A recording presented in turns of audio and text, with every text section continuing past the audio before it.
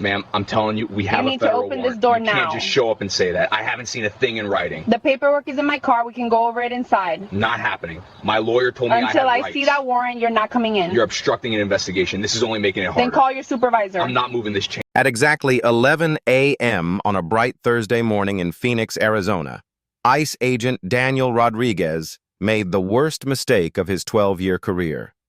He knocked on the wrong door. He confronted the wrong woman. And he tried to intimidate someone who understood federal law far better than he did. Behind the chained security door stood Maria Santos, not a frightened resident scrambling for paperwork, but a seasoned federal immigration attorney. For 8 years, Maria had defended immigrants in federal court, challenged unlawful enforcement actions, and built a reputation for holding agencies accountable when they crossed constitutional boundaries. Rodriguez had no idea who he was dealing with. He didn't know she had argued before federal judges.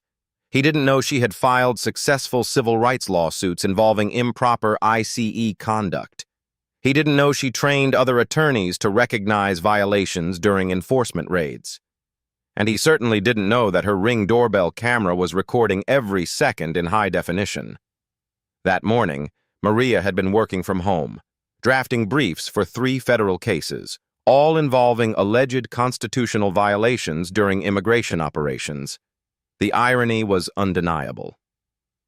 While writing about unlawful enforcement tactics, she was about to witness one at her own front door.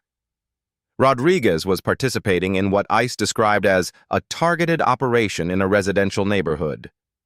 Officially, they were searching for a man with an outstanding removal order.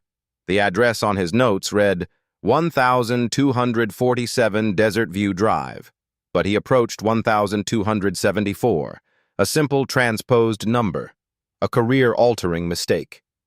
The knock was loud and authoritative. Maria checked her Ring camera and saw a man in tactical gear with ICE markings on his vest. She didn't panic. She evaluated. ICE agents cannot enter a private residence without consent or a judicial warrant signed by a judge. Administrative warrants do not authorize forced entry. Maria opened the door slightly, keeping the chain secured, and began recording on her phone. "Where's your documentation? Don't waste my time," Rodriguez demanded immediately.